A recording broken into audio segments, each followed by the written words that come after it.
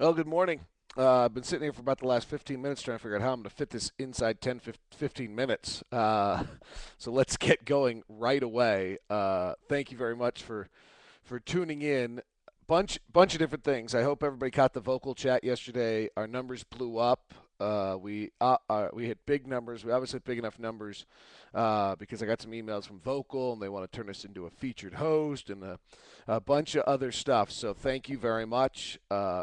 We're all, I hope you guys view it this way, trying to build something that has never been built before by a play-by-play announcer with the loyal, probably niche audience of their team, but those fans that just really live and die with their team and want something more than just, in our case, 82 games this year, 66, and in many different mechanisms, and prove to some extent that that's where modern audio video listening is going. That I kind of believe, just to give you the philosophy behind it quickly, is that I believe that you will just decide individually at each moment whether you want your content. You're going to want your content niche oriented. So if you want something that's very specific, I was talking to Scott Layden the other day. He's got this woman who, former jazz musician, who interviews other artists. Like, okay, that's very specific. I listen to a bunch of podcasts about comedians with comedians. That's a niche right there. And if you want jazz, you'll go to jazz. If you have, um, you know, maybe Rubel's the one who puts together the BYU stuff eventually for you, and you go there and you find your individual who gives you the niche of what you want. I think we're heading that direction, but I can't do it without your incredible dedication to the franchise. So it's been great. Last night was electric in the building, just electric.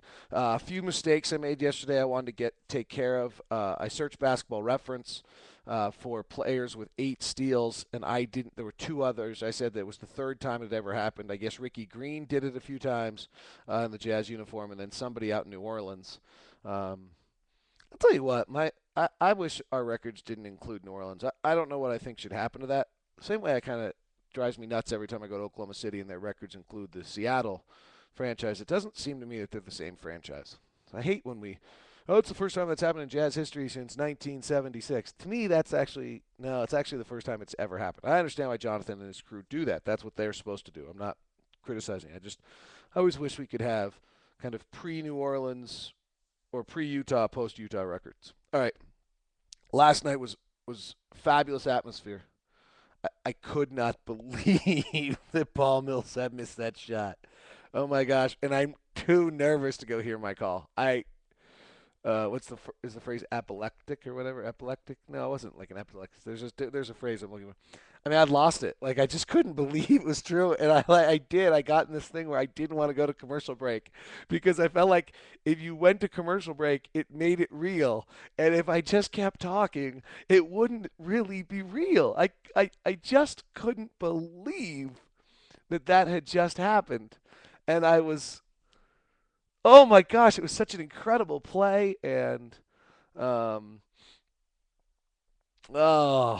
but for these guys to come back and win that game after Hayward misses the free throw after the offensive rebound after the 13-2 collapse down the stretch and to win it was really terrific. And there was a neat moment. I wrote about this in Empty the Noggin where the 5 guys on the floor uh, the were Harris, Burks, Hayward, Millsap, and Jefferson, and they took a moment together at midcourt after the game was kind of won, not all the way over yet, just to kind of get together one extra time before they went into the team huddle. It was a neat thing. I hadn't seen. Usually y'all go to the huddle and they stopped mid-court together for a brief moment, and I just thought that showed them coming together in a pretty interesting way. What a game, big one in this battle. The trade deadline had some huge impacts on the idea of trying to make the playoffs, and we'll touch on that. But let's run through some of the performances and some of the things last night. The energy and effort by Derek Favors last night could be, I don't want to go too far, but it could be career changing. And what I think happens with these guys, and I think it happened last year with Gordon a little bit in that game against Kobe and the Lakers, and then the final game of the year, though that was against second-tier players, is they have to have these moments where they suddenly realize what they can do. Uh, Burks, we don't have to worry about. That's not who he is. Burks thinks he's great. He's going to be great because he thinks he's great, and he thinks he can beat everybody on the floor, and he's just going to have to adapt a little bit and pull himself back in a little bit. But we don't have to worry about that. With the personalities of Hayward and Favors, they need these moments where they suddenly realize how great they can be. Derek Favors physically can dominate basketball games, and he did that last night in a huge way. Um, and sure, he missed a bunch of shots at the rim, so he kind of went Moses Malone to get some of these rebounds. But he just went after. He told Ben Bagley after the game, if you read Jazz Bags at 1320kfan.com, about the fact that he felt like he was in a rebounding zone. Okay, but what clicked when I read that from Ben last night was that that's more that then Faves suddenly realized where he could go. That, oh my gosh, I pushed my body and I went to this level, and look, I was able to do this, and unbelievable what he could accomplish. And those are the key moments for him. And that's and to some extent, that's the Oreo cookie dipping concept we've talked about all year. That if he gets over dipped in that Oreo cookie, then he never has enough confidence to go and play at that level. Everybody's been asking about over dipped Oreo cookies. There's and Kevin Pelton and I created this idea that there might not be the such thing as the over dipped Oreo cookie. I saw it last night. It's Martell Webster. Martell Webster came out of high school. The Blazers threw him out there in his second year, full bore as a starter, way too early, and he has never developed as a player. Never developed as a player. So there's my example of the over-dipped Oreo cookie. And I think it's the other one that's interesting. I posted up on Locked On Jazz, speaking of the Blazer team, is if you go look at LaMarcus Aldridge's first year and Derek Favors' second year, which is really the same thing because one played 2 years of college and Favors only played one. Their numbers are almost the exact same. And so they're very different types of players. Aldridge was playing away from the hoop a little bit more. But I think there's something maybe to seeing that development that Favors is not being held back as much as many of us have felt. But boy, was he good. His defense was unbelievable last night. And Millsap's 8 steals were incredible. I think, remember, Love gets hurt. He hurts that thumb.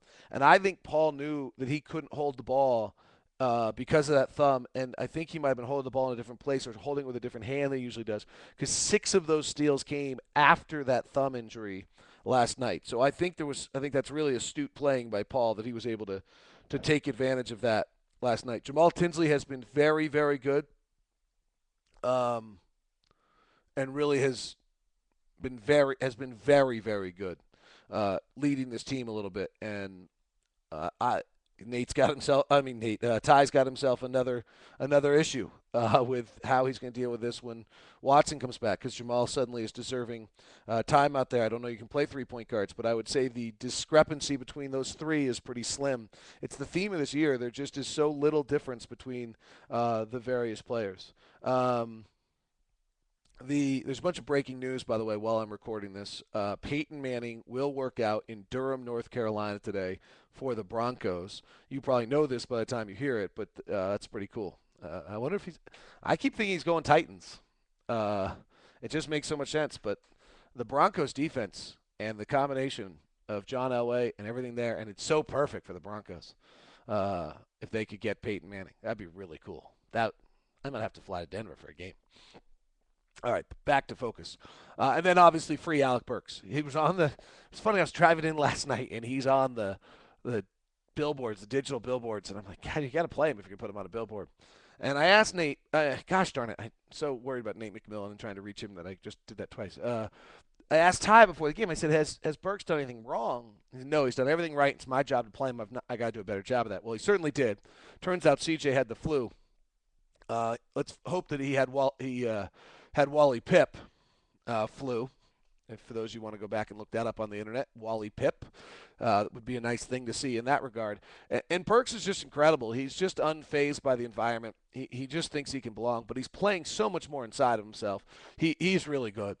He can really score. His defense is really good. He's really good. I mean, I don't see anything about him where he's overwhelmed or having a tough time. He's such a quick second jumper when he gets those rebounds. The only area is just he's got to figure out how on his drives he's going to finish. But as he gets bigger and a little bigger and a little stronger, he's going to get more fouls. He's going to be able to handle contact better. He's just really good. I loved him on draft day. I've seen nothing so far this year, other than in the opening weeks of the season when I wasn't sure he could play with teammates, to make me believe anything other than what I believed of him on draft day. And my draft day boards had Kyrie Irving 1, and then a intermix 2, 3, 4 of Cantor, Brandon Knight, and Alec Burks. And I really couldn't. I'd switch them all in between. Often had Knight 2, Cantor 3, Burks 4. Sometimes had Burks 2, Knight 3, Cantor 4. Then I'd say you always got to remember size, so I put Cantor 2.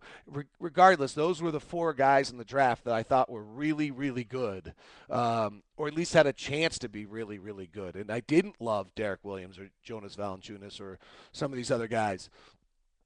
So it will be interesting to see how they all play out. But in my mind, those of all the guys I watched, those were the 4 best in the draft. And Burks is showing every bit of that.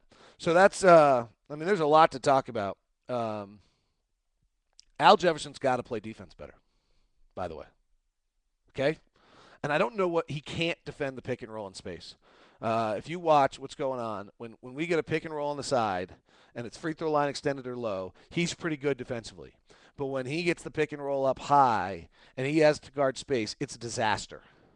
If he goes out, they split it. If he has to string it, he's not quick enough, and they turn it. And teams have moved that pick and roll. This is where our defense has fallen apart. Teams have moved that pick and roll up above the free throw line on us. He, I don't know how he defends it better because I'm not sure it's in his skill set. But I guess I would say this: if he can't defend that, he better defend everything else really well,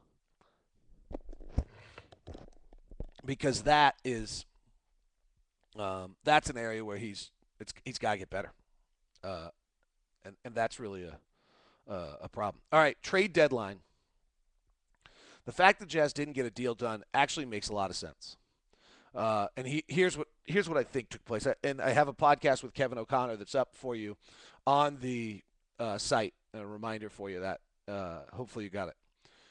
So Millsap, Harris, Jefferson, some of these other pieces are. If you're ever going to move them, they're more valuable on the on draft night. Kevin basically says that in our interview. So now you're dealing with trying to move Josh Howard, C.J. Miles, or Raja Bell. Raja, there's just wasn't a lot of interest. I'm getting told that Clipper discussion wasn't really even that real that I had been told about and had read about as well. That there really wasn't anything about that. That it didn't make a whole lot of sense. CJ went off the market for the most part the minute Dwight Howard stayed in Orlando because then there was nobody that was just trying to clear space any longer for deals. And that's all CJ was. CJ was if you're willing to take back money, then you could move CJ. And Josh Howard, you had to get something of value back because he's been playing, and the market was basically deep second-round draft picks. So there just wasn't really a market for the Jazz players the way that you would have hoped, and things didn't play out on the outside that allowed O'Connor to have some of the moves that maybe he would have wanted to have. I'm shortening that up a little bit because I did. If you really want my detail at the end of vocal, I did that. If you go to the last part of the vocal chat from yesterday, you can check that out. There's also a bunch of other stuff in that chat, though. It's a little funky this time because a lot of it has to do with just what was happening at the time. Trade deadline and the playoffs, I think Houston got a lot better. And in fact, if you go to AccuScore.com, they did an interesting analysis of the trades, somewhat out of the ilk of the way that I look at things. I'm sure they're more detailed than anything than I have, and are better than I have. But two things I thought were really interesting in their analysis One is they have the Lakers just kind of holding ground, which is similar to what I have. Um, the Rockets, though, they have winning an extra game the rest of the way, increasing their chances of making the playoff from 65% to 82%. A huge difference and almost eliminating a playoff race if that's accurate, that Houston and Dallas are then in. And the rest of us that are trying to get in really have almost no chance. The other one that I thought was really, really interesting because this is what my numbers show as well, and I guess I just like this as reconfirmation, is two other things. That the Clippers did not get any better with Nick Young, which I don't believe they did. In fact, they have him getting less good. Um, and I agree. It's the inefficient player. And that Golden State on the Monte Ellis trade, even assuming that Andrew Bogut doesn't play, that the Warriors improve by zero point 0.4 wins over the rest of the season by just moving the touches to more efficient players like Curry and Lee rather than having Ellis touch the ball. And I've kind of been pushing that as well. So that backs up a lot of what the numerology and methodology I've been using as well. But Houston really, with the acquisitions of Marcus Camby for nothing, and then even Derek Fisher, have changed who they are and may have eliminated the Western Conference eighth playoff spot race. Is the way things look. Final thoughts for you. We're gonna get this in inside because I just went fast forward mode here inside 18 minutes. Tip of the hat to BYU. It's funny. Two things happen after you lose a player like Jimmer. Sometimes you get better. If you go back and look the year after Keith Van Horn left Utah, or you look the year after Brevin Knight left Stanford, they end up going deeper into the tournament. Those both were Final Four teams that year. And that didn't happen because I just don't think there was a leader. And Brandon Davies, as much as he showed some spurts, never really fully developed into the player I think we thought he was going to. It probably should remind us how incredible it is when a player does develop rather than banging on Brandon for it. But for BYU, they were completely outmanned by Marquette in that game. And even when they made their little surges, there was the missed three on the right wing. I think they would have made an 8-point game. You didn't really think that they had the ability to get it going. So we'll see how that all plays out. Peyton Manning thing I think is gonna be really interesting to. Sorry, I just got PK just texted me and wanted to know if I could come on today. I'm trying to figure out while I'm talking to you whether I could. So the final thought on BYU is I think that's a successful season. Rose has that pipeline filled in. There's no building to be done. That team's going to be that good. Gonzaga's win yesterday for the WCC is good. And hopefully WCC recruiting doesn't cause BYU any problems. I don't think it should. And then let's keep an eye on this Peyton Manning thing. It's going to be an awful lot of fun to see. Draft day stuff, by the way, NBA draft stuff. Guys were terrible last night.